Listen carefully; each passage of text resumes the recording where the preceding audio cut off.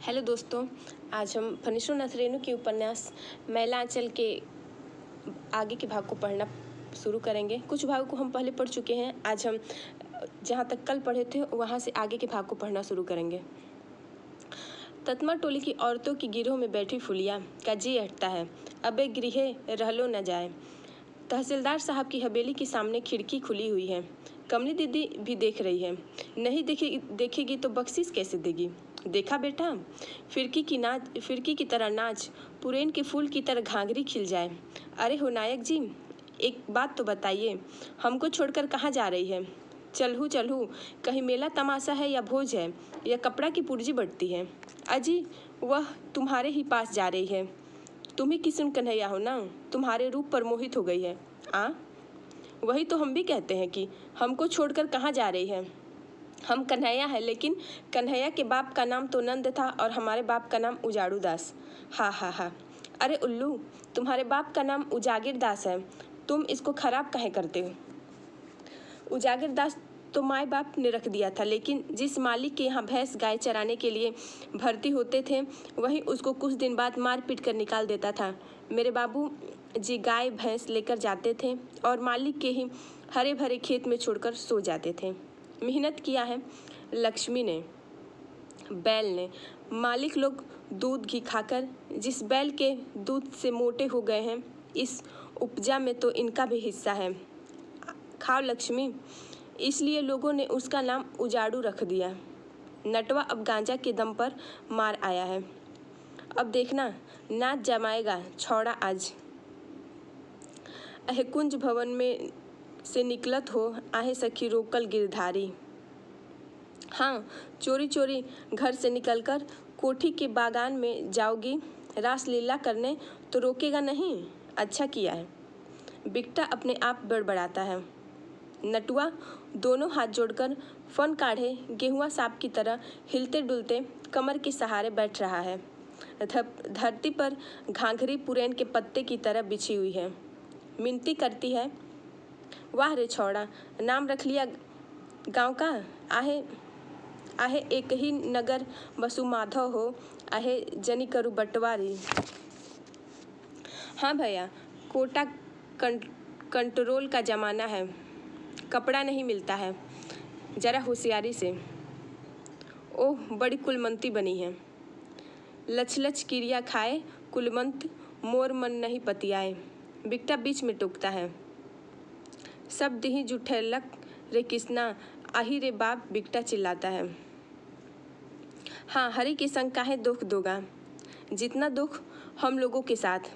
अपने खेले रासलीला, हमारे बेला में पंचायत का झाड़ू और जूता। क्या है? क्या हुआ? डॉक्टर साहब का नेगड़ा नौकर आकर क्या बोलता है? कमली दीदी ने कनफूल दे दिया है। रे वाह रे छौड़ा, नाम किया, जाओ रे चलितरा जियो। बिकटा भी क्यों पीछे रहे, वह भी आज थे कर देगा। नाच जमा है आज। अरे होय नायक जी, हमारे दुख को देखने वाला सुनने वाला कोई नहीं है, लेकिन कहे कैसे? बिकटा तहसीलदार की ओर उंगली उठाकर डरने की मुद्रा बनाता है। अरे हम समझ गए, तो कहो न भाई। तहसीलदार समझ जाते हैं, दुनिया में सिर्फ हम ही एक तहसीलदार पटवारी हैं। बात तो तुम ठीक ही कहोगे। सुनते हैं डॉक्टर साहब, अब यह तहसीलदार का बिकटे करेगा। नायक जी, हमको धीरज बांधने वाला कोई नहीं है। सुनते हैं बड़ा 76 में सरकार बहादुर कोसी मैया में को बांध रहा है, लेकिन हमारे दिल को बांधने वाला कोई नहीं। अरे कहो भी तो। अच्छा तो सुनो, 50 साल पहले से शुरू करते हैं, सर्वे शीतलमंटी साल से। सुनो, जरूर कोई नई बात जोड़ा है। यह भी बख्शीश वसूल करेगा। सर्वे जब होने लगा था, 10 हाथ के लग्गा बनेल के 5 हाथ नपाई, 5 हाथ पार। हा। भुरकुआ उगने के बाद नाच खत्म हुआ, खूब जमा, अब खुलेगा खम्हार। बिछावन पर लेटकर डॉक्टर सोचता है, कोमल गीतों की पंक्तियाँ, अपभ्रंश शब्द भी कितने मधुर लगते हैं। पिया भैले डुमरी के फूल रे पियवा भैले, चांद बैरी भेल बादल, मछरी बैली महाजल, तिरिया बैरी दुही लोचन, हृदय के भेद बताए। डॉक्टर सोचता है। विद्यापति की चर्चा होते ही कविवर दिनकर का एक प्रश्न बरबस सामने आकर खड़ा हो जाता है। विद्यापति कवि के गान कहाँ? बहुत दिनों के बाद मन में उलझते हुए उस प्रश्न का जवाब दिया। जिंदगी भर बेगारी खटने वाला अनपढ़ गंवार और अर्धनग्नों में कवि तुम्हारे विद्यापति के गान हमारी टूटी झुपड़ियों में जिंदगी के मधुर रस बरसा रहे हैं। ओ कवि, तुम्हारी कविता ने मचलकर एक दिन कहा था, चलो कवि बनफूलों की ओर। बनफूलों की कलियां तुम्हारी राह देखती है। सुसम्मात सुनरी, टक्का कटपीस 1 गज, छीट 1.5 गज, मलेशिया साटिन 1 गज, साड़ी 1 नग। बालदेव जी कपड़े की पूर्जी बांट रहे हैं। रॉथर टीसन के हंसराज बच्छराज मारवाड़ी के यहाँ कपड़ा मिलेगा। खिलावन यादव के दरवाजे पर खड़े होने को भी जगह नहीं। सुबह से पूर्जी बट रहे हैं। दोपहर हो गई है, साड़ी नहीं है। नहीं बालदेव जी, हमको एक साड़ी। रौफा की माँ एकदम नगन हो गई है बालदेव जी। बालदेव जी कहते हैं, देखिए मौजे भर से सिर्फ 7 साड़ियाँ दी गई हैं। खिलावन यादव कहते हैं, इतने दिनों से जब कमरुद्दीन बाबू पूर्जी बांटते थे उस समय गांव की औरतें बेपर्दे और नगन नहीं थी क्या? भाई जितना है उसी में इंसाफ से बंटवारा कर लो। कालीचरण जिद कर रहा है। पूर्जी पर 2 गज छीट और लिख दीजिए, हारमोनिया का खोल बनवाएंगे। बालदेव जी नहीं मानते। आदमी के पहनने के लिए कपड़ा नहीं, हारमोनिया ढोलक को चपकन सिलाकर पहनावेगा। देखो तो भला। बालदेव जी का राह चलना मुश्किल हो गया है। कपड़ा की मेम्बरी मिली है कि बलाए है। दिशा मैदान जाते समय भी लोग पीछा नहीं छोड़ते। जय हिंद बालदेव जी। आए थे तो आपके ही पास। दुलारी का गौना है। अच्छा चलिए, हम दिशा से आते हैं। कपड़ा अब कहाँ है? रिचरब में भी नहीं है। सिर्फ कफन और सरात का कपड़ा है। उसी में से कैसे देंगे? कफन और सरात का कपड़ा गौना में? बालदेव जी को क्या मालूम कि दुलारी का गौना 5 साल पहले हो गया और उसके 3 बच्चे भी हैं। लक्ष्मीदासी ने रामदास को भेजा था, आचार्य जी आ रहे हैं। आपको तो आजकल छुट्टी ही नहीं रहती, उधर जाते भी नहीं। कंठी लेने की बात हुई थी, सो आपकी क्या राय है? आचार्य जी आ रहे हैं। चादर टीका के लिए, चादर के अलावे पूजा विदाई के लिए भी एक जोड़ी धोती चाहिए, बिना कोर की, महीन मार्किन या ननकिलाट की धोती। और कोठारी जी को भी कपड़ा नहीं, बड़ी मुश्किल है। रिचरब में थोड़ा कपड़ा है, सो शादी ब्याह और श्राद्ध के लिए कैसे दिया जाए? ओ आचार्य जी महंत साहब के श्राद्ध में ही आए हैं, सब तब ठीक है। श्रीमती नहीं, दासिन लक्ष्मी कोठारिन, ननकिलाट 10 गज, फैन मार्किन 10 गज, चद्दर 1। रामदास याद दिला देता है, लंगोटा को पिन के लिए भी 1 गज। बड़ी मुश्किल है। बालदेव जी को अब रोज 10-15 बार से ज़्यादा झूठ बोलना पड़ता है। क्या किया जाए, बड़ा संकट का काम है। इधर जिला कांग्रेस की मीटिंग भी है। मिनिस्टर साहब आ रहे हैं। गांव से झंडा पतखा और जत्था भी ले जाना है। जिला सेक्रेटरी गंगुली जी ने चिट्ठी दी है, पर्चा भी आया है। चलो पुरैनिया चलो, मिनिस्टर साहब आ रहे हैं। औरत मर्द बाल बच्चा झंडा पतखा और इनकिलाफ जिंदाबाद करते हुए पुरैनिया चलो। रेलगाड़ी का टिकस कैसा बेवकूफ़ है, मिनिस्टर साहब आ रहे हैं और गाड़ी में टिकस लगेगा। बालदेव जी बोले, मिनिस्टर साहब से कहना होगा कोटा में बहुत कम कपड़ा मिलता है। चलो पुरैनिया चलो। भुरकुआ उगते ही काली थान के पास जमा होकर जुलूस बनाकर चलो। बोलिए एक बार काली माई की जय जय। बोलिए एक बार प्रेम से गांधी महात्मा की जय जय। पेड़ पर घोंसलों में सोए हुए पंछी पंख फड़फड़ाकर उड़े। कालीचरण कहता है, यदि गुलेटा रहता तो अंधेरे में भी 1-2 हरियल को मार गिरा देते। वासुदेव कहता है, चुप रहो। बालदेव जी ने नहीं सुना, नहीं तो अभी फिर अनशन। गिनती करो, कितनी औरत कितने मर्द। अभी बच्चों को मत लो, झंझट होगा। कालीचरण और गुदर सबों की देह छू कर गिनते हैं। कालीचरण कहता है, 5 कोरी 4 औरत गुदर हिसाब करता है 4 कोरी 10 मरद। मातबर लोग काहे जाएगा, मातबर लोग तो हमेशा गद्दारी करता है। बालदेव जी ने आज फिर एक नई बात कही है, गद्दारी। जुलूस में गाने के लिए बालदेव जी को 2 ही गीत याद है। एक नीमक कानून के समय का सीखा हुआ, आओ बीरो मर्द बनो अब जेहल तुम्हें भरना होगा। दूसरा 42 मोमेंट के समय जेहल में सुना था, जिंदगी है किरांती की, किरांती में लुटाए जा। लेकिन यह तो सोशलिस्ट पार्टी वाला गाता है, पुराना ही ठीक है, आओ बीरो मर्द बनो। आज बालदेव जी खुद गाते हैं, सुनरा भी गीत का आखर धरता है। तंत्रिमा टोली की मंगलू तत्मा को कपकपी लगी है। जेहल, अरे बाप, ये लोग जेहल जा रहे हैं। 15 साल पहले उसको चोरी के केस में सजा हुई थी। जेल के जमादार की पेटी की मार का वह आज भी नहीं भूल सका। 4 हौद पानी रोज भरना पड़ता था। नहीं, वह पेशाब करने के बहाने पीछे रह जाता और नज़र बचाकर घर की ओर भागता है। सब पगला गए हैं। शहर पुरैनिया, यही है शहर पुरैनिया। पक्की सड़क, हवा गाड़ी, घोड़ा गाड़ी और पक्का मकान। एक रत्ती चिनगी चिनगल जाए, शहर पुरैनिया लुटल जाए। क्या है बोलो तो? आग। गांव के बच्चे आज भी बुझावल बुझाते समय शहर पुरैनिया का नाम लेते हैं। मेरीगंज के इस जुलूस में 4 आदमी ऐसे हैं जो शहर पुरैनिया पहले ही आए हैं। बहुत तो आज ही पहली बार रेलगाड़ी पर चढ़े हैं। कलेजा धक धक करता है। जिसके हाथ में गांधी महात्मा का झंडा रहता है उससे गाट बाबू चिकिहर बाबू टिकस नहीं मांगते। सचमुच में रेलगाड़ी जय जय काली 6 पैसा कहते हुए दौड़ती है। जय जय काली। यही है काली पुल। बालदेव जी दिखलाते हैं, यही काली पुल है। पुल बांधने के समय 5 आदमी की बलि दी गई थी। बाप रे, 5! जय काली। नीमक कानून के समय इसी पुल के नीचे पुलिस के सिपाहियों ने जाड़े की रात में वोल्टियरी को लाकर पानी में भिगो कर पीटा था। पानी में डुबो देता था, सिर को हाथ से गोदते रहता था, दम फूलने लगता था, नाक में पानी चला जाता था। वह है अस्पताल। अपने गांव का अस्पताल तो इसके सामने बुतरू है। जेहल, यही जेहल। जेहल नहीं ससुराल यार। हम बिहा करन को जाएंगे, आओ बीरो जेहल भरो। फुलिया पुरैनिया टीसन से ही कुछ ढूंढ रही है।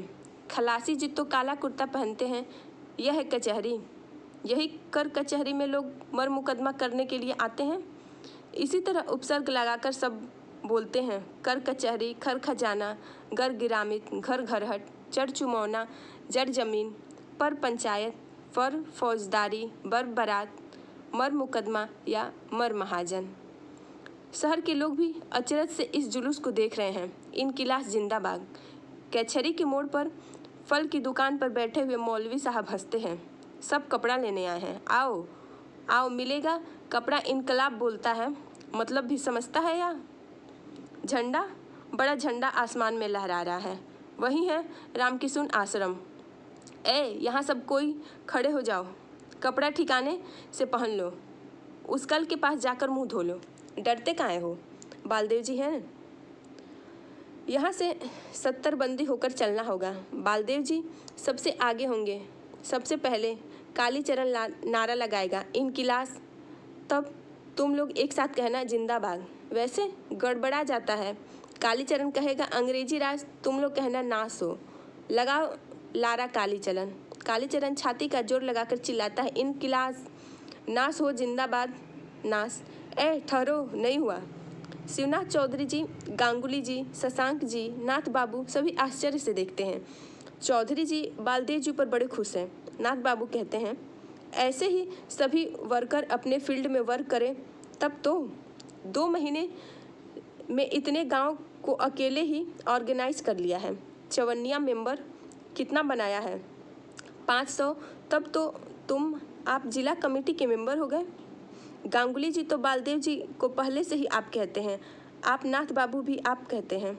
चौधरी जी कहते हैं, अरे बालदेव चरखा सेंटर खुलवाओगे? रचनात्मक काम कुछ होता है या नहीं? खादी भंडारे वाले 36 बाबू कहते हैं, खादी भंडारा में खाटी गाय का भी घी भेजो देहात से बालदेव। सचमुच बालदेव जी ज्ञानी आदमी हैं, बड़े आदमी हैं। जिस सीढ़ी वाले चौकी पर बाबू बबुआन लोग टोपी पहनकर बैठे हैं, उसी पर बालदेव जी भी बैठे हैं। अरे वह कौन है? बौना 1.5 हाथ का आदमी, देखने में 4 साल के लड़के जैसा लगता है। दाढ़ी मूछ देखो, बोली कितनी भारी है। धुक्का में तो सबों की बोली भारी ही मालूम होती है, किसी की बोली समझ में नहीं आती। ना जाने कौन से देश की बोली बोलता है। हिंदुस्तान, आज़ादी और गांधी जी को छोड़कर और कोई बात नहीं बुझी जाती। ताली काहे बजाया? बस सभा खत्म। मिनिस्टर साहब कहाँ हैं? कौन? वही दुबला पतला बड़ी मूंछ वाला आदमी बोलता था एकदम प्रेम से, आस्ते आस्ते। माथा की टोपी भी लब्बड़ झब्बड़। बस बार गांव में दरोगा साहब आए थे, देखा था? सारे देह में चमूटी लपेटा हुआ था। मिनिस्टर साहब ऐसे ही हैं। यह कैसा हाकिम? कालीचरण कहता है, मिनिस्टर साहब नहीं, यह रजिन्नर बाबू थे। सुराजी कीर्तन में रोज सुनते नहीं हो? देशवा के खातिर मजरूल हलक भैले फकीरवा हो, दीने भैले रजिन्नर प्रसाद देशवासियों। देश के खातिर अपना सब हक हिस्सा, जगह जमीन, माल मवेशी गंवाकर फकीर हो गए। आहा, आजकल मिनिस्टर से भी साधे पार वाला आदमी है। ठीक है, होगा नहीं। देश के खातिर अपना मजरूल हक माने बिल्कुल हक ख़त्म कर दिया। चौधरी जी ने बालदेव जी को 10 रुपया का नोट दिया, सबों को जलपान करा देना। जय जय, चलो चलो। कालीचरण कहाँ है? वासुदेव जी भी नहीं, लौटते समय लारा लगाने की ज़रूरत नहीं। लेकिन कालीचरण और वासुदेव कहाँ रह गए? भीड़ में से किसी ने कहा, वे दोनों एक पैजामा वाले सुराजी बाबू के साथ न जाने कहाँ जा रहे थे। बोला, कल आएंगे। पैजामा वाला सुराजी बाबू? लेकिन बिना पूछे क्यों गया? शहर वाली बात है। बालदेव जी कालीचरण पर आजकल खुश नहीं। कालीचरण भी आजकल बालदेव जी से अलग थलग रहता है। कालीचरण नहीं, कामरेड कालीचरण। कामरेड माने साथी। हम सभी साथी हैं, आप भी साथी हैं। यहाँ कोई लीडर नहीं, सभी लीडर सभी साथी हैं। अच्छा, कामरेड गांव में सबसे ज़्यादा किस जाति के लोग हैं? यादव। ठीक है। भूमिहर? एक घर भी नहीं। गुड़? जुलूस में कितने आदमी थे? सब क्या बालदेव जी से प्रभावित हैं? माने बलंडर फॉलोअर, यानी आंख मूंदकर विश्वास करने वाले तो नहीं, अंधभक्त तो नहीं? जी, अंधा भक्त तो महंत सेवादास था, सो मर गया। उसकी कोठारिन तो कुछ लिटरेचर में दे दीजिए। ठीक है, अच्छी बात है। आपने सारी बातें समझ ली ना? मेंबरी की जिल्द तो ले आइए, कुछ लिटरेचर दे दीजिए इनको। राजबल्ली जी, जरा कामरेड सैनिक जी को इधर भेज दीजिएगा। ये है कामरेड गंगा प्रसाद सिंह यादव, सैनिक जी। और आप लोग हैं कामरेड कालीचरण, और क्या नाम? हाँ, वासुदेव जी। आज मेरीगंज से रामकृष्ण आश्रम में जो जुलूस आया था, उन्हीं लोगों की सरदारत में है। पार्टी प्लेस पर साइन कर दिया है। मेरीगंज में सबसे ज़्यादा यादव की आबादी है, वहाँ आपका जाना ही ठीक होगा। वहाँ ऑर्गेनाइज करने की में कोई दिक्कत नहीं होगी। वहीं बस बालदेव है एक। अच्छा कामरेड कालीचरण, आपको और भी कुछ पूछना है? सोशलिस्ट पार्टी के जिला मंत्री जी पूछते हैं। जी, यदि हम कोई काम करने लगे, 10 पब्लिक की भलाई का काम, और उसको कोई हिंसा बात कहकर रोके तो हम क्या करेंगे? कालीचरण को बस यही पूछना है। जिला मंत्री जी कुछ सोचने लगते हैं, लेकिन कामरेड राजबल्ली जी को कुछ सोचने में समय नहीं लगता। बस तुतलाने में कुछ देरी लगे तो लगे। अरे कामरेड, उससे साफ लफ्ज़ों में कह दीजिए कि मूवमेंट में अहिंसा के भरोसे रहते तो आज नसीब नहीं होती। उसे साफ लफ्ज़ों में कह दीजिए कि तुम यह ले जाइए, डायलेक्ट, द्वंद्वात्मक भौतिकवाद। समाजवादी क्यों? 2 किताबें, इसमें से सब कुछ लिखा हुआ है। लाल पताका की एक कापी ले जाइए। इसका ग्राहक बनाइए। लाल झंडा ले आइए ना। लाल झंडा उठ, मेहनत कस अब होश में आ। हाथ में झंडा लाल उठा, जुल्म का नामो निशान मिटा, उठ होश में आ बेदार हो जा। कामरेड कालीचरण और कामरेड वासुदेव। सुसलिंग पार्टी रास्ते में कालीचरण वासुदेव को समझाता है, यही पार्टी असल पार्टी है, गरम पार्टी है। क्रांति दल का नाम नहीं सुना था? बम फोड़ दिया फटाक से मस्ताना भगत सिंह, यह गाना नहीं सुने हो? वही पार्टी है, इसमें कोई लीडर नहीं, सभी साथी हैं, सभी लीडर हैं। सुना नहीं? हिंसा बात तो बुर्जुआ लोग करते हैं। बालदेव जी तो बुर्जुआ हैं, पूंजीवादी हैं। इस किताब में सब कुछ लिखा है, बुर्जुआ बेटी दुर्जुआ, पूंजीवाद, पूंजीपति, जालिम, जमींदार, कमाने वाला खाएगा। इसके चलते जो कुछ हो, अब बालदेव जी की लिटरेरी नहीं चलेगी। हर समय हिंसा बात, कुछ करो तो बस अनशन, कपड़ा की मेमोरी किसी तरह मिल जाए तब देखना। स्टेशन पर वासुदेव जी ने एक किताब खरीदी, सिर्फ एक गाने में, लाल किताब। एक आदमी झोले में लेकर बेच रहा था, यीशु संदेश। 2 किताबें हुई, अब यीशु संदेश और द्वंद्वात्मक भौतिकवाद।